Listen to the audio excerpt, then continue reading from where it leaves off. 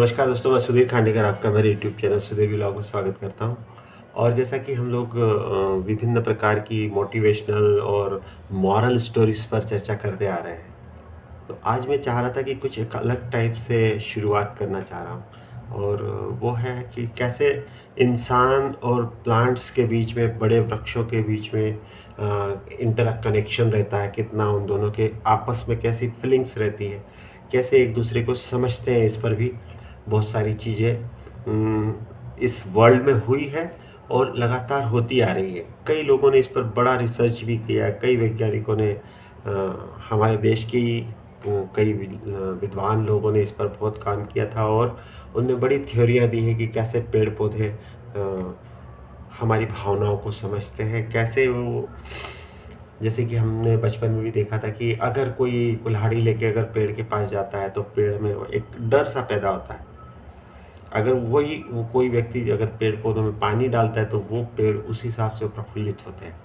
तो ऐसी बहुत सारी चीज़ें हैं, बहुत सारे इंस्ट्रूमेंट भी है जो कि बनाए गए हैं। अ, जैसे हमारे यहाँ पे जो वैज्ञानिक थे सुभाष चंद्र बसु, उनने बहुत इस पर एक्सपेरिमेंट किया था। उनके अलावा भी और भी कई लोगों ने बहुत सारा किया है, विदेशों में भी बहुत सारा हुआ है।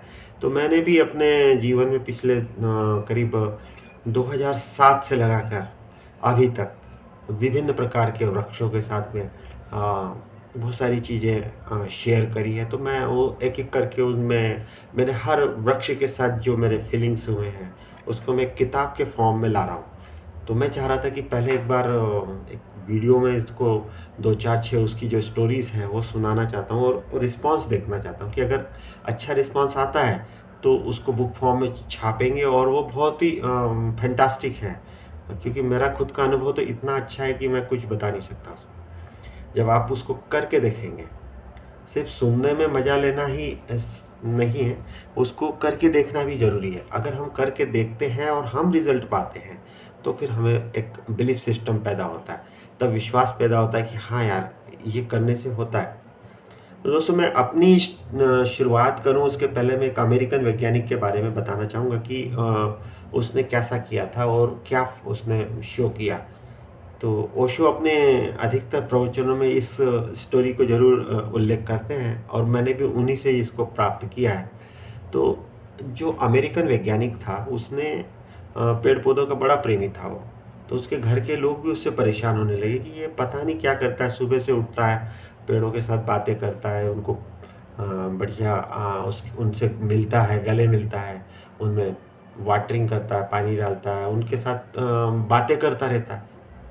तो लोगों ने कहा, उसके घर वालों ने समझाया कि भाई सिर्फ ये करने से कुछ नहीं होगा, कुछ दूसरी चीज़ें भी करना है तो वो करिए, इसमें आप फालतू टाइम वेस्ट कर रहे हैं।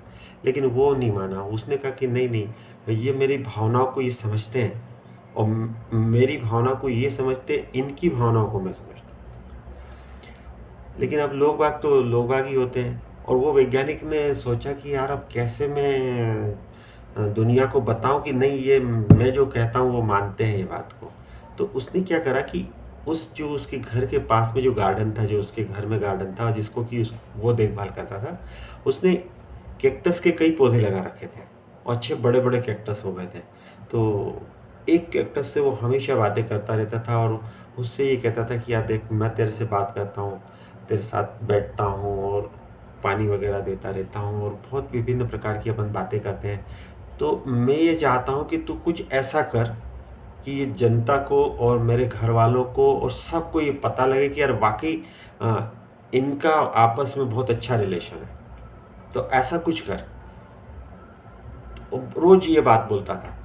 तो फिर एक दिन उसने ये कहने लगा, फिर वो शुरू हुआ कि उसने कहा कि एक काम करते हैं, तुम्हारी हर ब्रांच में कांटे निकलते हैं, एक ब्रांच ऐसी निकालो जिसमें कि कांटा बिल्कुल ना हो। कैक्टस में बिना कांटे का कैक्टस होता ही नहीं है, सब लोग जानते हैं।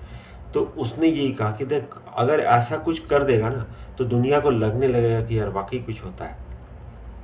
अब ऐसी बातें चलते चलते 1, 2, 3, 7 साल लग गए। 7वें साल लेकिन अभूतपूर्व आया जो वो चाहता था। एक ब्रांच ऐसी बड़ी ऐसी आई जिसमें कि एक भी कांटा नहीं था। और ये बात उसने सबको पहले से बता रखी थी कि देखो यार, ये मैं एक्सपेरिमेंट कर रहा हूँ, अगर ये आया तो आप लोगों को मानना पड़ेगा कि वाक़ई में ऐसा होता है।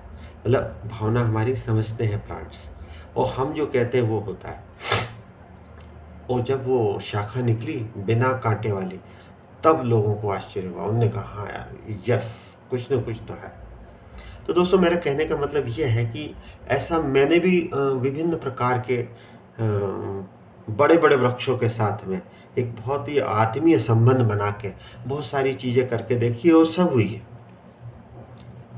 अब मैं अपनी बताना चाह रहा हूँ कि मैं पहले 2006-7 की बात है, जब मैं कि यहाँ पर भोपाल मध्य प्रदेश की राजधानी है, वहाँ पर एक बहुत बड़ा इंस्टीट्यूट है, मतलब स्टेट लेवल का इंस्टीट्यूट है, water and land management institute. तो उसमें मैं एज ए एडमिनिस्ट्रेटिव ऑफिसर के रूप में पदस्थ हुआ था। और जिस बंगले में मैं रहता था, उस बंगले के चारों ओर बड़े बड़े विशाल सूबबूल, जामुन, आम, आंवला, इस टाइप के बहुत बड़े वृक्ष लगे हुए थे। और पीछे बड़ा एरिया था, मतलब करीब 3-4 एकड़ का बड़ा भारी एरिया था। उसमें बहुत सारे मतलब इस तरह के बड़े बड़े वृक्ष लगे थे। तो दोस्तों, मेरा कहने का ये था कि मैंने भी सब पर प्रैक्टिकल एक एक करके करने की शुरुआत करी थी। तो आज की जो मैं स्टोरी जो शुरू करना चाहता हूँ, जो मेरी किताब का टाइटल भी है कि जो मेरा रक्षक सुबबुल करके, हमारा रक्षक सुबबुल।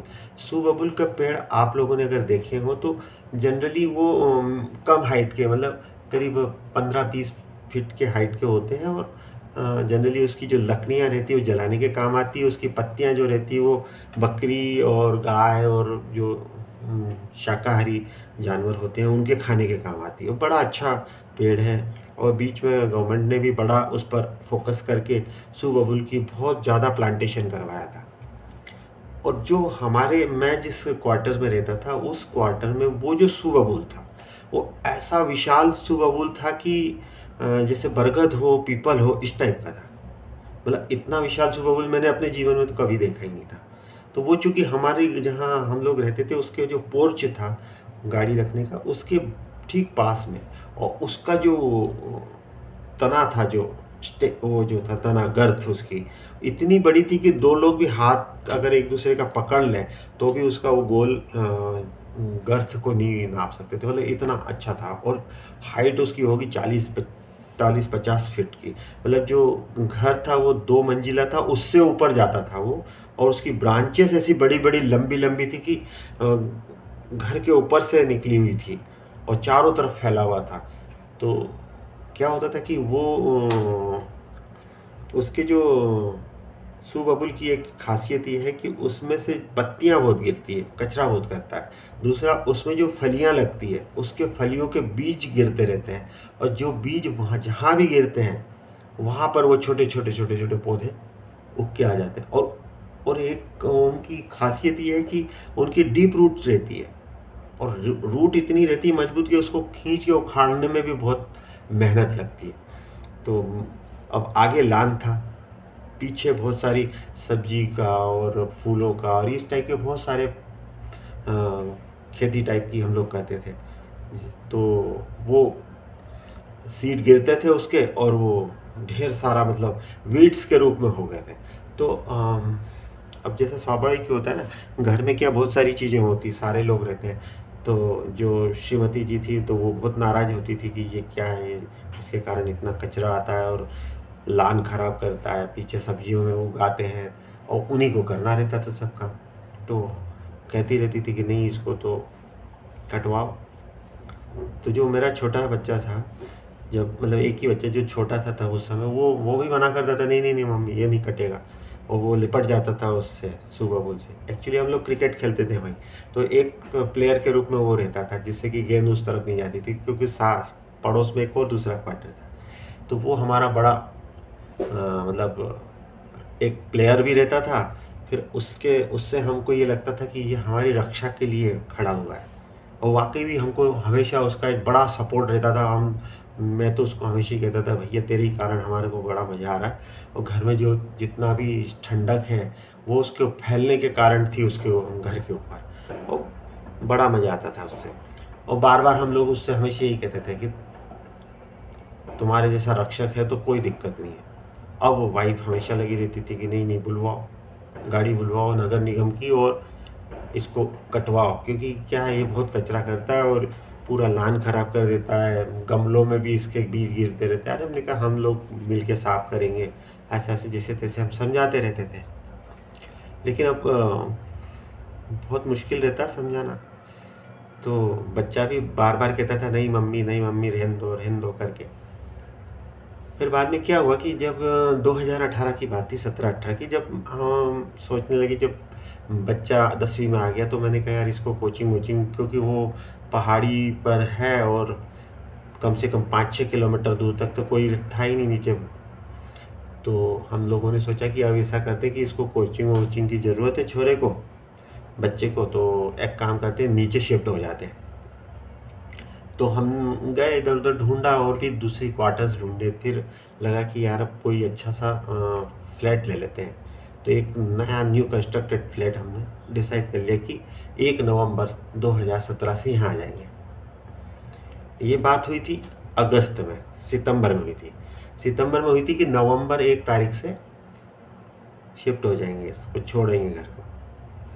अब जब सितंबर में ये बात जैसे ही हमने डिसाइड करी कि ऐसा ऐसा होगा और ऐसा बता दिया सबको, तो उसके ये चीज़ जैसे डिसाइड हुई कि 1 नवंबर को हम लोग नीचे शिफ्ट होंगे, अक्टूबर की 15 तारीख को जब कोई विशेष प्रकार की न तो रात में आंधी आई न तूफान आया, लेकिन हम लोग जब रात में सो रहे थे तो एक जोर की आवाज़ हुई, तो मेरी नींद खुली। मैंने कहा यार क्या हो गया, देखें तो दरवाज़ा खोल के जैसे ही बाहर आए तो देखा तो ये सुबबुल का जो इतना विशाल वृक्ष था वो पूरा उखड़ के घर के पूरे सामने से लेट गया।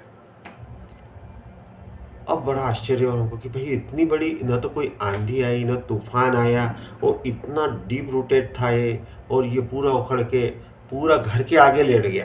ऐसा लगा जैसे कि उसने अपने प्राण त्याग दिए। उसको भी इस बात का बड़ा दुख हो रहा था कि ये लोग छोड़ के जा रहे हैं। तो दोस्तों उस समय महसूस हुआ कि कैसी भावनाएं मतलब वो वृक्ष समझते हैं। उसको भी बड़ी तकलीफ हुई कि यार अब ये छोड़ के जाएंगे, जो इतना प्रेम करते थे मुझसे, जो मुझे हमेशा बचाते आ रहे थे कि नहीं नहीं नहीं, तो कब से ही मेरे तो प्राण जाने ही वाले थे, लेकिन इनके कारण मैं बचता आ रहा था।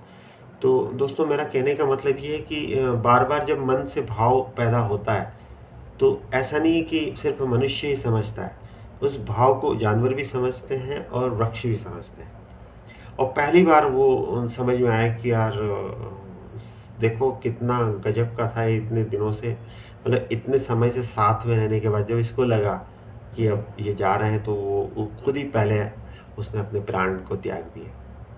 तो दोस्तों इस प्रकार से कई ढेर सारी कहानियाँ हैं, ढेर सारी वास्तविकता है। ये कहानी मतलब काल्पनिक नहीं है, ये रियल कहानियाँ हैं। और ऐसी ही कई वृक्षों के साथ है, आम के साथ में भी है, जामुन के साथ में भी है, और तो और वो चारोली के वृक्ष रहता है वो भी वहाँ था, उसके साथ भी है। फिर कुछ बहुत सारे हमने केले के पेड़ लगाए थे उसके साथ भी है, आंवले के साथ में भी है। फिर कई प्रकार के विविध प्रकार के जो फूलों के झाड़ होते हैं, मधुमालिनी हुई, मोगरा हुआ, गेंदा हुआ, इसके भी मैं आपको आने वाले कड़ियों में ज़रूर एक के बाद एक सुनाऊंगा। और इसकी मैं एक बुक खुद छाप रहा हूँ, बना रहा हूँ, अभी उसका राइटिंग काम चल रहा है, तो वो भी बुक के रूप में भी, बुक फॉर्म में भी लेके आएंगे। तो दोस्तों आपको भी सबसे मेरी ये आशा है कि आप भी इसमें अगर कोई कुछ जोड़ना चाहें तो ज़रूर मुझे बताएंगे, मैं आपकी भी बात को उसमें शामिल करूँगा, और आने वाले अपने नए जो अगले जो वीडियोस रहेंगे उसमें उनको इनकॉर्पोरेट करूँगा। तो कैसा क्या लगा ज़रूर बताइएगा, आपकी प्रतिक्रियाओं की मैं इंतज़ार में हूँ। नमस्कार, धन्यवाद।